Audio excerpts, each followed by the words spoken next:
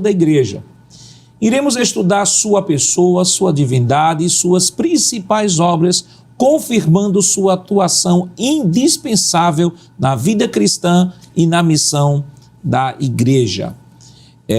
Irmão Givanildo, o senhor poderia ler aqui, por favor, o texto áureo da semana? Sim, pastor. O texto áureo diz: E eu rogarei ao Pai, e Ele vos dará outro Consolador, para que fique convosco para sempre. João, capítulo 14, versículo 16.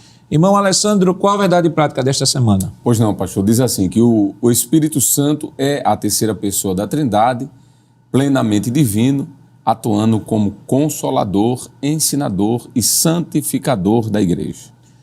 Irmão Éder, quais os objetivos da lição desta semana? Muito bem, pastor. São 3, né? Primeiro, mostrar que o Espírito Santo é uma pessoa distinta, mas co-igual ao Pai e ao Filho. Em segundo lugar, nós vamos evidenciar a plena divindade do Espírito Santo e seus atributos. E, por fim, vamos ressaltar as principais obras do Espírito Santo, entre elas a encarnação, né, no processo de encarnação de Jesus, na ressurreição de Jesus e no processo de santificação do ser humano. A leitura bíblica em classe para a lição de hoje está em João capítulo 14, versículos 25 ao 31. Acompanhe conosco. Tenho-vos dito isso, estando convosco, mas aquele Consolador, o Espírito Santo, que o Pai enviará em meu nome, vos ensinará todas as coisas e vos fará lembrar de tudo quanto vos tenho dito. Deixo-vos a paz, a minha paz vos dou. Não vô-la dou como o mundo a dá. Não se turbe o vosso coração, nem se atemorize. Ouviste o que eu vos disse, vou e venho para vós. Se me amasseis, certamente exultaríeis por ter dito, vou para o Pai, porque o Pai é maior do que eu. Eu vos-lo disse agora, antes que aconteça, para que, quando acontecer, vós acrediteis. Já não falarei muito convosco, porque se aproxima o príncipe deste mundo e nada tem em mim. Mas é para que o mundo saiba que eu amo o Pai e que faço como o Pai me mandou. Levantai-vos, vamo-nos daqui. Queridos irmãos, estamos iniciando o seu programa Escola Bíblica Dominical, nesta oportunidade estudando a 8ª lição, que tem como título O Deus Espírito Santo. Semana passada estivemos estudando a lição de número 7, que teve como título A Obra do Filho. E naquela lição nós pudemos estudar sobre a humilhação voluntária de Cristo e sua obediência até a cruz, baseado no texto de Filipenses capítulo 2, versículos 5 ao 11, onde discutimos esta questão da encarnação de Jesus, e também em Hebreus capítulo 9, versículo 24 ao 28, onde o texto mostrava a Jesus como sacerdote, como oferta de sacrifício. Aprendemos também a mostrar que a obra redentora do Filho é única, suficiente e vicária, e depois encerramos ressaltando a exaltação gloriosa de Cristo e sua soberania universal. Então, estudamos sobre a encarnação de Cristo numa mesma lição, sobre a encarnação, sobre a morte, a obra redentora e sobre a sua exaltação. Esta semana nós estamos adentrando agora uma nova sessão de nossa lição. Nós comentamos aqui durante esse trimestre, a nossa lição está tratando sobre a Santíssima Trindade, o único Deus revelado em 3 pessoas eternas, e nesta lição nós temos algumas seções que o autor ele separou de maneira bem pedagógica para trabalhar este assunto num todo. Por exemplo, nós sabemos que sempre a primeira lição do trimestre é uma lição que trata sobre uma visão bem panorâmica da lição, e vimos que a lição 2, 3 e 4, ele reservou para fazer uma abordagem sobre o Pai. A lição 5, 6 e 7, ele reservou para tratar sobre o Filho. E agora iniciaremos a sessão, vamos chamar de sessão Espírito Santo. Sessão Espírito Santo. porque serão as lições 8, 9 e 10. São essas 3 lições que estudaremos a partir de hoje, nessas 3 próximas semanas, estudaremos sobre o Espírito Santo. Uma coisa que é importante, antes de iniciar a nossa abordagem, que há uma verdade que precisamos, mesmo depois de termos estudado as 13 lições, que precisam ficar bem fincadas, bem fundadas em nossa mente sobre a Trindade.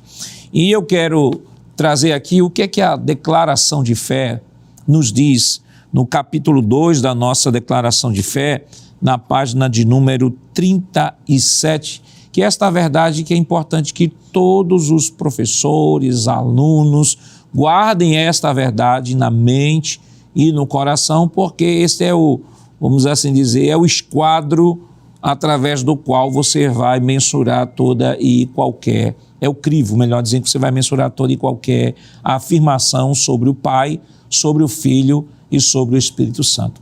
Então nós temos aqui nossa declaração de fé, capítulo 2, sobre Deus, diz o seguinte: que cremos, declaramos e ensinamos o monoteísmo bíblico, que Deus é uno em essência e substância, indivisível em natureza e subsiste eternamente em 3 pessoas, o Pai, o Filho e o Espírito Santo, iguais em poder, glória e majestade, e distintas em função, manifestação e aspecto. Pronto. Aqui está o filtro através do qual você filtrará toda e qualquer afirmação sobre o Pai, sobre o Filho e sobre o Espírito Santo. Então, esta declaração aqui, que é uma declaração que foi elaborada a partir da revelação bíblica, a partir dos textos bíblicos, de como a teologia bíblica se manifesta nas Escrituras. Então foi feito esse enunciado que traduz muito bem esta realidade da Trindade, em que muitos grupos heterodoxos acabam deturpando e procurando levar as pessoas a perderem a fé. É claro que existem pessoas muitas vezes sinceras, simples, e que não entendem e por isso acabam interpretando de maneira equivocada. Mas há pessoas que de fato entendem, mas apesar de entenderem, procuram desconstruir aquilo que está revelado nas Escrituras. Então, se você professor, você aluno, tiver isso aqui em mente, eu digo que isso aqui é o filtro através do qual você pode mensurar toda e qualquer afirmação que se fizer sobre o Pai, sobre o Filho e sobre o Espírito. Dizer, não, o Pai é maior que o Filho é maior que o Espírito e tal, você diz aqui, a declaração de não, são iguais em poder, glória e majestade. Mas a gente percebe que eles são diferentes. Sim, eles são distintos em função, manifestação e aspecto. Amém, queridos? Então, nós vamos para a primeira tela. Primeira tela, nós temos, irmão Givanildo, aí a pessoa do Espírito Santo, a divindade do Espírito Santo, as obras do Espírito Santo. E temos aí o mapa mental que o professor pode, a partir deste mapa, planejar a sua aula. Né? Sim, com certeza. Eu penso que uma das grandes contribuições que este mapa mental ele traz é permitir ao professor ter a visão panorâmica de toda a lição numa só tela, e a partir daí ele começar a dizer assim, olha, qual o tempo que eu vou dar a esse tópico? Dos 3 tópicos, a minha sala, porque ele já fez um levantamento, já fez uma análise pedagógica de sua sala, e ele já disse, olha, eu preciso trabalhar mais na minha sala sobre essa questão da divindade do Espírito Santo, ou preciso trabalhar mais sobre a obra, porque sobre a divindade e a pessoa do Espírito Santo a gente já trabalhou em outros momentos. Então, é importante até para o planejamento de aula. Exato. Então, aqui está o resumo da lição, né? Baseado tanto nos objetivos quanto também nos tópicos, né? Então, por exemplo, o primeiro objetivo, o primeiro tópico é mostrar a pessoa do Espírito Santo. Então, vamos trazer uma introdução. O Espírito Santo é uma pessoa, ele é um ser pessoal, não é uma energia, não é a força ativa de Deus. Também vamos ver uma pessoa distinta na Trindade, ou seja, ele é Deus, mas é uma pessoa distinta. O Pai é uma pessoa, o Filho é outra pessoa e o Espírito Santo é outra pessoa. E é o Consolador prometido por Jesus. No segundo tópico e também segundo objetivo é evidenciar a divindade do Espírito Santo, onde vamos debater ou estudar esse termo filioque, estudar também os atributos divinos do Espírito Santo e os símbolos do Espírito Santo. E o terceiro e último objetivo, baseado no terceiro tópico, é ressaltar as obras do Espírito Santo. Então, o Espírito Santo, como ele atuou na encarnação de Jesus, o Espírito Santo atuando na ressurreição de Jesus e também dos mortos no futuro, e o Espírito Santo agindo na santificação do crente.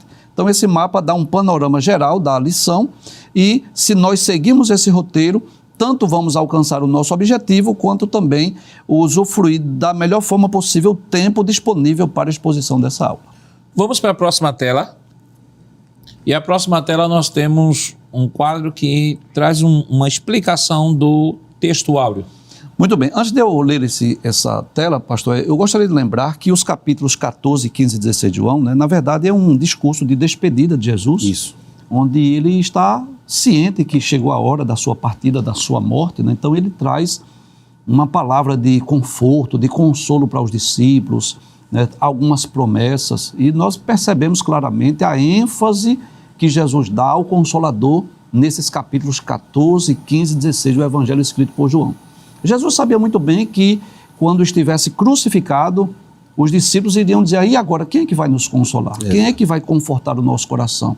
Porque muitas vezes, durante os sermões, os discursos, as parábolas, os ensinos de Jesus, quantas vezes os discípulos foram consolados por Jesus? E agora, Jesus crucificado. Então, Jesus, dentre as muitas promessas desses 3 capítulos, 14, 15 e 16, uma das mais importantes é a promessa do Consolador ou outro Consolador, né?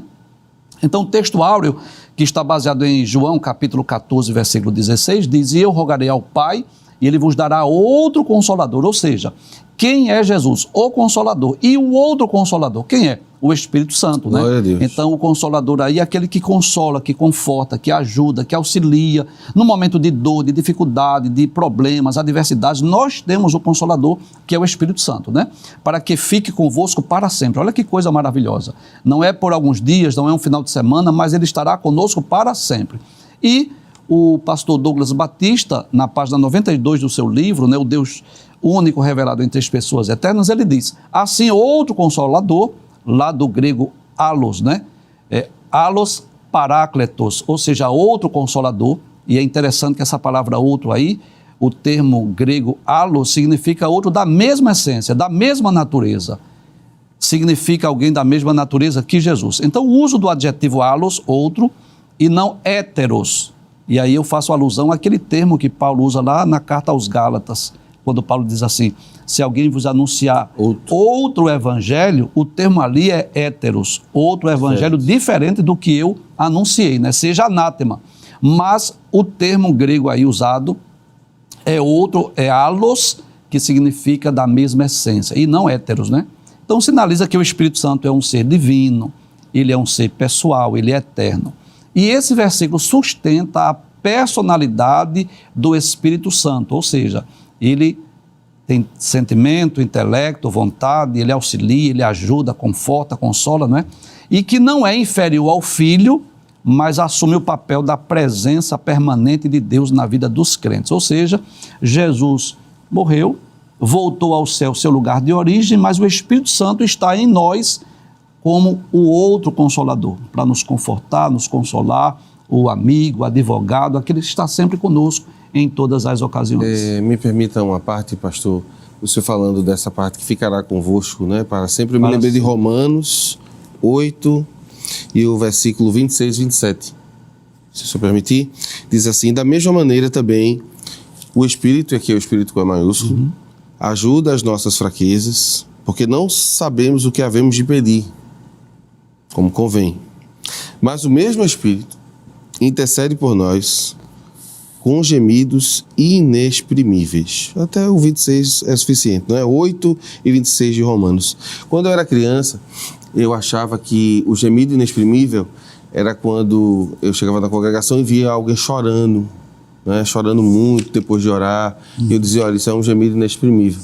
Mas depois que a gente cresce, vai aprendendo a palavra de Deus, a culto de doutrina, a escola dominical, eu aprendi que não é a pessoa que geme, mas é o Espírito Santo que leva a oração que aquela pessoa não conseguiu dizer por habitar. Jesus disse, não é? Ele vai ficar com vocês, né? E mais na frente, em vós, né? A ideia de que ele habita. E ele leva, pastor, para Deus a intensidade da nossa dor. Então, é lindo saber que o Consolador é aquele que vai buscar o consolo para nos confortar nos dias mais complexos e difíceis, naquele dia que a gente vai, como o senhor mesmo disse, né? Vai dizer assim, não tem mais jeito. Aí o Espírito Santo chega e diz, tem. Né? Verdade. E louvamos a Deus pela presença do Espírito Santo contínua na nossa vida, não é? Como o senhor disse, ele ficará. E eu amei essa parte. Vamos para a próxima tela. Próxima tela. E aí nós temos a pessoa do Espírito Santo.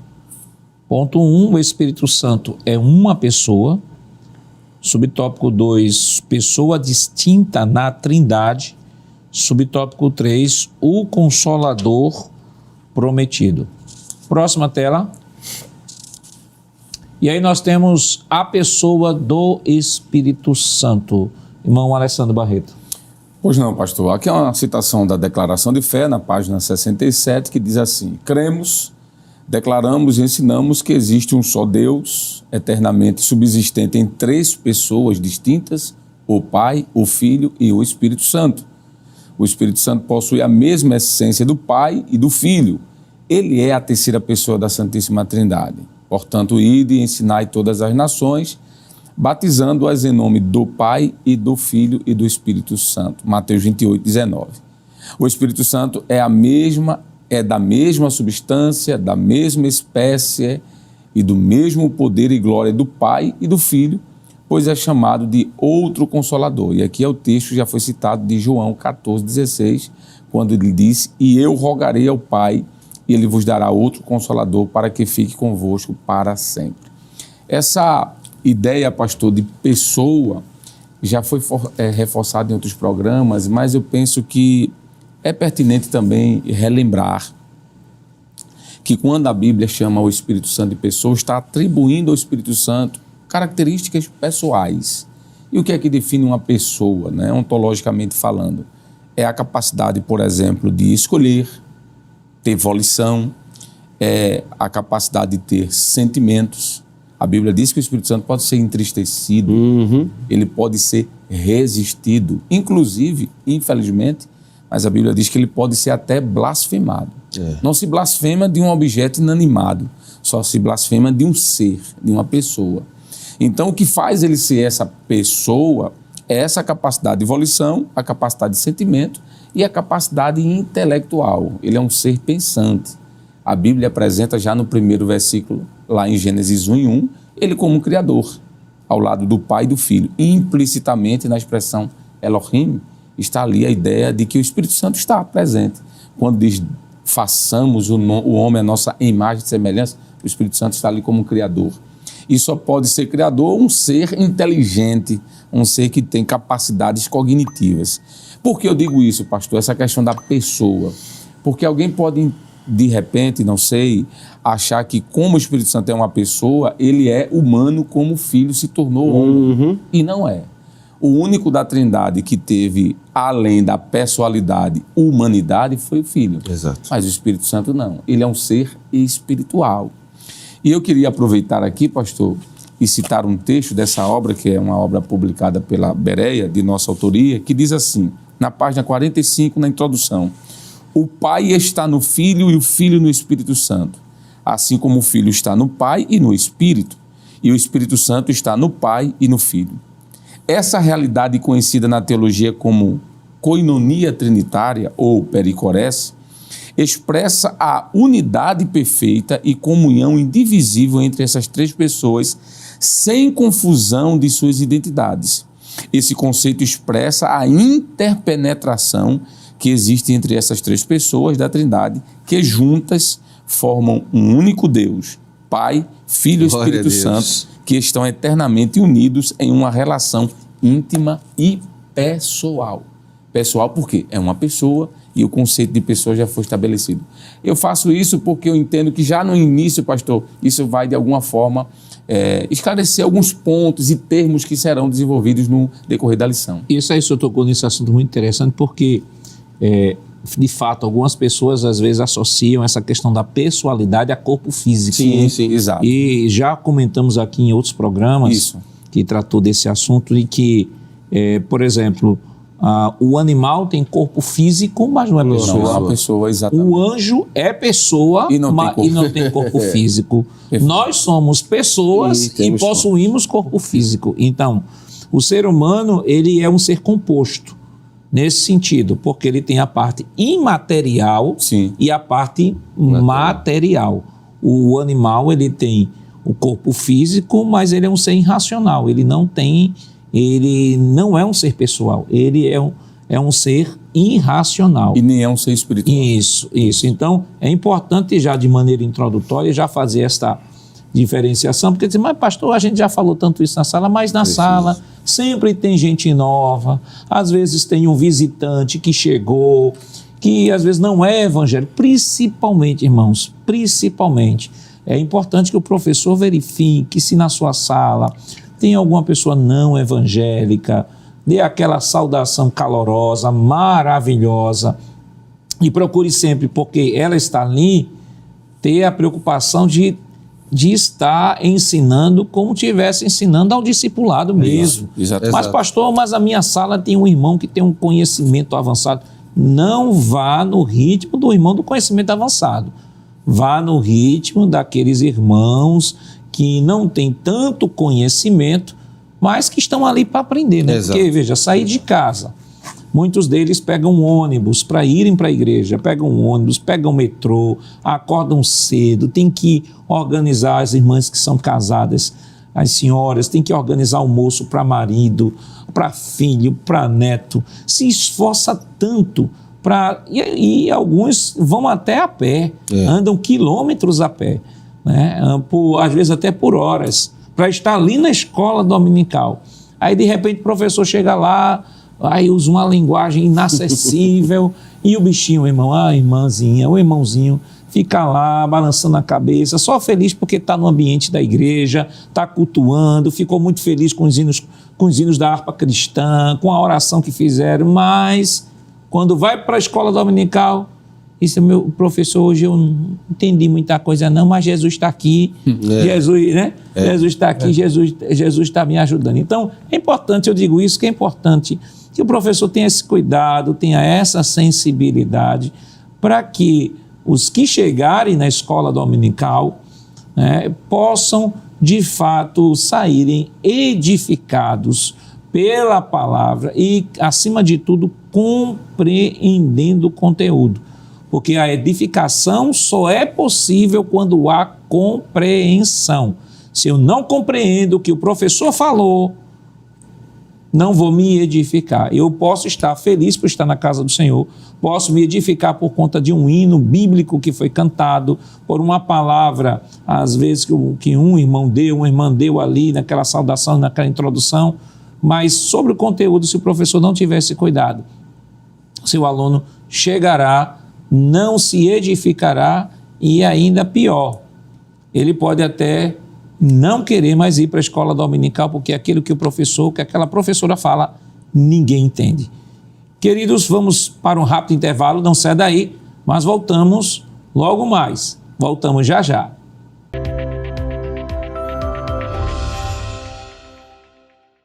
Queridos irmãos, estamos de volta em seu programa Escola Bíblica Dominical, esta semana estudando a 8ª lição que tem como título O Deus Espírito Santo. No bloco anterior nós estávamos comentando sobre o primeiro tópico da lição e paramos aqui nesta tela, né, a pessoa do Espírito Santo, e estávamos discutindo sobre o termo pessoa, porque algumas pessoas acham que ser pessoa é ter corpo físico, e aqui nós comentamos que existem características que podemos dizer que são características ontológicas que definem uma pessoa como pessoa, e o corpo físico não está dentro dessas características. E que o homem é um ser, é uma pessoa e que possui corpo físico diferente dos anjos, né? Diferente dos anjos que são espírito, não possuem corpo físico e são pessoas, né, evangelista? Perfeito, pastor. E uma outra palavra, se o senhor me permite fazer um adendo aqui, a primeira é a palavra pessoa, que já foi de forma muito clara explicada. E a outra palavra que eu acho, pastor, que merece também uma certa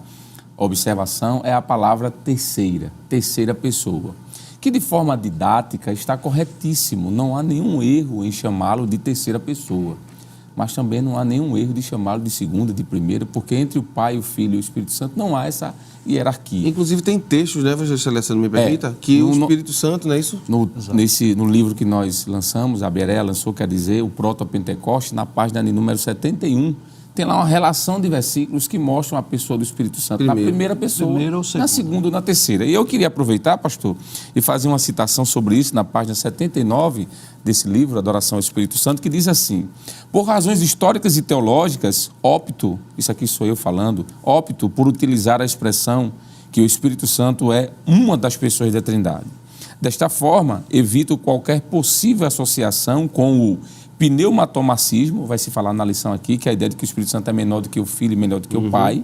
Subordinacionismo é uma outra heresia que diz que ele é subordinado por essência, ou hierarquismo, visões que apresentam o Espírito Santo como um ser criado ou um poder subordinado. Embora reconheça que a terminologia tradicional, entre aspas, terceira pessoa da Trindade, fecha aspas, utilizado por nossos pais, tenha fins meramente didáticos, prefiro afirmar que o Espírito Santo é uma das pessoas da Trindade, ao invés de dizer que ele é a terceira pessoa. Não é erro dizer que o Espírito Santo é a terceira pessoa, está já explicado, mas é só uma questão terminológica, para que se evite, como já foi dito, a questão do subordinacionismo, do hierarquismo, do pneumatomacionismo ou macedonianismo. É a mesma heresia com nomes diferentes por conta de Macedônio, que foi aquele que se juntou com Ario e negou a divindade do Espírito. Então, só essa observação, porque não há nenhuma dificuldade em chamá-lo de terceira, mas se cabe essa observação, né, pastor? É porque eu acho que às vezes, até não intencionalmente, quando a gente fala assim, primeiro, segundo e terceiro, cria-se como se fosse uma filinha na nossa mente, né? Isso. Tem o primeiro, tem o segundo. Uma hierarquia. E uma hierarquia. E aí é importante a fala do senhor e do pastor, porque arredonda essa questão. Não é terceiro no sentido de grau, de poder. Não. É terceiro... didático, de forma didática. Uma apresentação Até didática. porque já foi citada aqui a declaração de fé, né? Que mostra que eles são co-iguais. Está aqui, pastor. Aqui da mesma espécie, mesmo poder e mesma glória, né? Isso. Então, já que o senhor falou aí do adoração ao Espírito Santo e o Proto-Pentecoste, eu queria colocar aqui, por favor, a tela. Nós temos aí o Proto-Pentecoste, que foi lançamento na nossa livraria, editora Livraria Berea, nossa editora Berea. Está aí, ó, o endereço da Livraria Berea. Você que é de outro estado e que quer adquirir esta obra, adquira agora a livrariaberea.com.br. E não só essa obra, né, que é Ações do Espírito Santo no Antigo Testamento, mas temos a próxima obra também, a adoração ao Espírito Santo. Nós já comentamos até em outros programas aqui sobre esta obra. Também você pode adquirir através do mesmo endereço livrariaberea.com.br. Lembrando, pastor, que essa obra não trata apenas do tema adoração ao Espírito Santo, Perfeito. mas é uma abordagem bíblica, histórica e teológica no contexto da Trindade. Que se encaixa com vai as três explicar lições. com mais profundidade esse tema que estamos estudando esse trimestre, Isso. que é a doutrina da Trindade. Então são duas obras que você, professor, não pode deixar de ter em sua casa. Corra aí, você está aí sentado em frente a um computador, já entre aí, livrariaberea.com.br, abriu a tela aí, procure aí Proto-Pentecoste, adicione aí no carrinho, adicione aí Adoração ao Espírito Santo, já viu aí o desconto maravilhoso, agora vá para a parte aí do pagamento, pague, coloque seu endereço, pode ter certeza que você vai receber No conforto em da sua sua casa, casa. no conforto da Entregamos sua para casa. todo o Brasil. E aí ainda tem isso aí, ó. A Entregamos entrega pra é todo o Brasil. para todo o Brasil. Você pode estar lá no Rio Grande do Sul, Manaus, a gente já Manaus, Rio entregou Grande do Sul, Acre. não importa. For território brasileiro, chega lá. E se for internacional, pela Amazon. Pronto. Vamos para a próxima tela, por favor. E aí a pessoa do Espírito Santo, irmão Éder, a personalidade do Espírito Santo. A personalidade do Espírito Santo, ela é importante que o professor, principalmente, leve, né, para casa. O pastor Jackson até falou, eu só não decorei o Telegram, né? Que o senhor falou semana passada. DPE-EBD. Isso. Para que os professores tenham esse material, né, e apresente aos seus alunos. Ficou bem didático, né? Por exemplo, como é que eu sei que o Espírito Santo é uma pessoa, né? O evangelista Alessandro comentou alguma fala sobre isso, mas nós temos agora os textos, né? Por exemplo, o Espírito Santo é uma pessoa porque ele fala, ele é um agente e ele fala. Por exemplo, Atos 13, verso 2, ele diz explicitamente: e diz o Espírito Santo, apartai-me a Barnabé e a Saulo para a obra que os tenho chamado. No capítulo 15 de Atos, quando Tiago, presidindo o concílio, né, o primeiro concílio, que é o de Jerusalém, ele diz assim: pareceu bem ao Espírito Santo e a nós. Então demonstra que o Espírito Santo se manifestou ali no meio do concílio, né? O Espírito Santo guia, Atos 8 e 29, isso fala aí, né, do Filipe, né, quando é enviado para fazer a obra ali e evangelizar o eunuco. Ele pode ser resistido, que é algo muito perigoso, né? Isso é Atos 7,51, é o discurso de Estevão, quando Estevão diz: vocês resistem, né? Não só vocês. Vós sempre resistis ao Espírito Santo. Vós sempre resistis ao Espírito Santo. Não só vocês, mas os pais de vocês também. A qual dos profetas não mataram, né? Eu vou ler esse texto porque eu gosto do sermão do querido Estevão, né? Foi um sermão que só parou por conta das pedradas. O pregador não ia parar, não. Homens de dura cerviz, incircuncisos de coração e ouvidos, vós sempre resistis ao Espírito Santo, assim vós sois como vossos pais. Então, o Espírito Santo pode ser resistido, já que a atuação dele, nós vamos ver mais na frente, além de demonstrar isso, é convencer as pessoas de que elas estão erradas, não é? Do pecado, da justiça e do juízo. Então, ele intercede, já li Romanos 8, 26, não é? Intercede por nós com gemidos inexprimíveis. Ele pode impedir, isso aqui é Paulo. Paulo tentou ir e o Espírito Santo disse não. E é bom, pastor, ouvir a voz do Espírito Santo, né? Quando o Espírito Santo disser não, isso aí já é uma aplicação para o senhor, professor, fazer na sala, né? Não, a resistência, às vezes, ela também é do cristão. O Espírito Santo diz assim, vá fazer a minha obra, aí vou nada, o dirigente convida: irmão, vamos participar, né? Vou precisar do senhor numa sala. E o Espírito Santo já falou com você para ajudar e você não quer fazer, não é? Então, é importante entender que o Espírito Santo pode sim, infelizmente para alguns, né, resistir a ele. Ele testifica de Jesus. Eu gosto muito de uma frase de um autor que ele diz que o Espírito Santo, ele exerce a teologia do holofote. Ele coloca a luz sobre a obra de Cristo, né? Ele vai testificar sobre Cristo. Ele tem vontade própria, 1 Coríntios 12, 11. Pode se entristecer, o evangelista Alessandro já falou sobre isso, né? Efésios 4:30, Paulo diz assim: e não entristeçais o Espírito Santo, como fosse selado, né? Romanos 15:30 diz que ele nos ama. João 14:26 diz que ele ensina e faz lembrar. E aqui vale salientar que muita gente pensa que esse faz lembrar é o seguinte: você simplesmente já leu a Bíblia e tal, e não se preparou para pregar, aí vai para o culto. Não, o Espírito Santo vai fazer lembrar. Não é isso não, tá? Faz lembrar no sentido de você se preparou, e aí o Espírito Santo vai fazer você lembrar o que é necessário. A ideia de que nós não precisamos se preparar, porque o Espírito Santo vai fazer lembrar, ele só pode fazer você lembrar se você estudar, se você se preparar. Não é, pastor? Ninguém lembra do que nunca estudou. O Espírito Santo não passa a fila, né? O Espírito Santo, ele faz lembrar. E, por fim, tem mais uma, né? Pode-se blasfemar contra ele, que eu acho que é um tema que deve ser tratado melhor pelo Senhor mais na frente. E nesse quadro aqui, irmão, nesse quadro da personalidade do Espírito Santo, você tem diversas aplicações aqui, né? Sim. Cada um texto desse tem a sua aplicação. Isso, alguém pode dizer assim, mas essa lição está tão teológica. Não, irmão, se nós olharmos o texto e lembrarmos de que estamos tratando sobre o Pai, estamos tratando sobre o Filho, estamos tratando sobre o Espírito. Estamos tratando não só das questões que a Bíblia revela dessa relação intratrinitária, mas como este filho, como este pai e Isso. como o Espírito atua na vida da igreja, na coletividade e na individualidade, você tem N de aplicações que podem ser feitas. E não na precisa escola fazer nem dominical. polêmica nenhuma, porque é didático isso aí, não é? Como você está dizendo, cada uma tem a sua aplicação própria. E esse é o objetivo da escola dominical, né? O crescimento, é o aprendizado, é levar aplicações práticas, né? Não é fazer da escola dominical um centro de debate teológico, mas fazer com que o aluno aprenda, né? E coloque em prática no dia a dia. Até- Esses textos aqui, não é? Até Nos na mostram isso. academia, nem sempre é hora de debate. Exato. Né? A gente tem que parar para ouvir. Ouvir e né? O aprender. bom aluno é o que para para ouvir.